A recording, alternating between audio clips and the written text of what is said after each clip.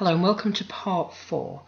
In this part I'm going to offer you downloads for the planning documents and go through them with you. So a little bit repetitive, but I think worth it to explain what you need to do with the paperwork.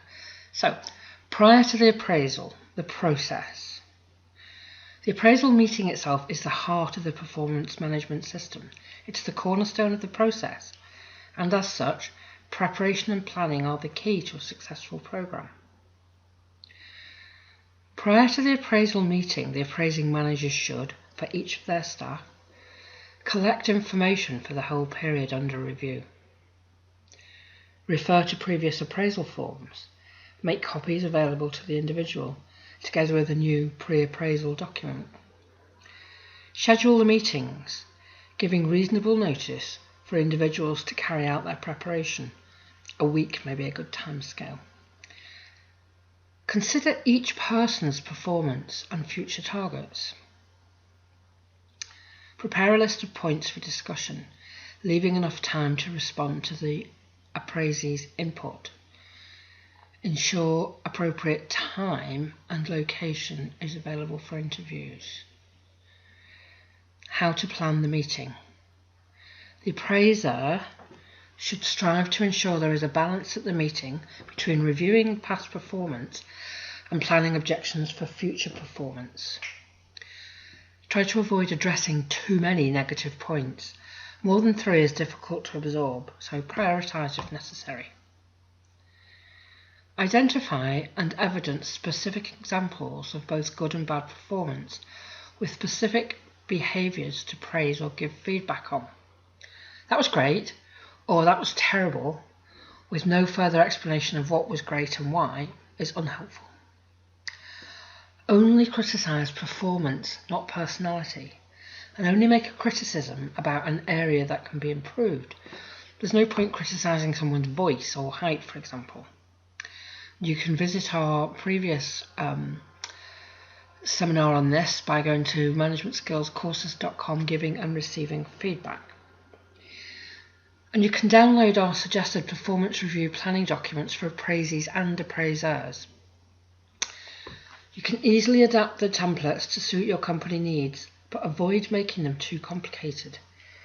They should direct the team's thinking, but not constrain it or be onerous. So, performance review planning document for the appraisee. This is the person whose performance is being reviewed. And this is to be completed prior to the review meeting. So they fill in their name and the review date. How have you performed since the last meeting? Quantify against targets if possible. So it's useful here to refer back to the previous year's document, and see what the issues were then and what the targets were that were put in front of you. What factors have affected your performance? Well, here you may talk about factors that have prevented you from reaching your full potential. There may have been illness, either your own family illness, illness of your staff or other people within the organisation that may have affected your performance. There may have been unusual circumstances. And is there anything your manager could have done to assist or improve your performance? So this is an effort to ask for help if you think it can be given. And what else could assist your performance? Here somebody may say they need training, resources, equipment, personnel, whatever they think they need to help improve their performance. What issues have come up? How have you handled them and how could they be resolved? So this is a chance to talk about problems that happened, events that occurred, and how you handle them and what else maybe could have been done. What have you enjoyed most and found most interesting and why? So we're starting to look at the appraisee's career and potential development. What have you enjoyed least and why? What have been your major achievements and successes in the period under review? These may either have been achieving targets, or they may be things that were not specifically asked of you but that you were able to contribute to the business. What needs more work or attention? What help can we give you in those areas? So what is holding you back? How can we help you? How do you see your role developing? Most people's roles are fairly dynamic these days. Businesses change all the time with the impact of new technology. Where do you see it going? Is the appraisee aware of what's happening around them?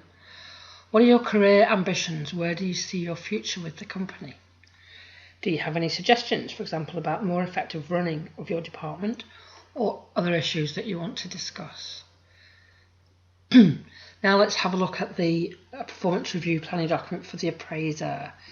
So they're trying to look across the person's performance and see where it could be improved and what resources they can bring to bear to do that.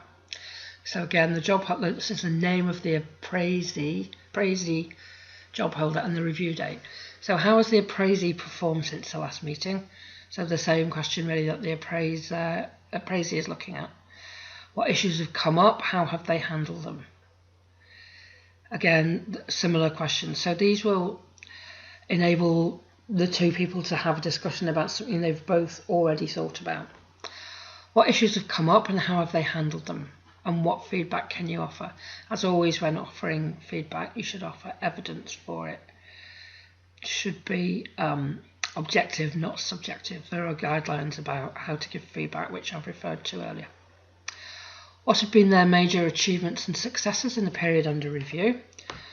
And what area needs more work and attention, and what help can we give you? So again, this is discussing together what's gone right, what's gone wrong, and how can management help to improve performance. What developments will impact the job role in the next period? So this is something that may be news to the appraisee, the appraiser, cascading down information about where the business is going and what's likely to happen next. Targets for the next period. Again, these are personal targets, not business targets. So about improving your personal performance. As I've said, these documents are meant as a guideline. There may be specific things that your business needs to look at, but I hope you find these useful.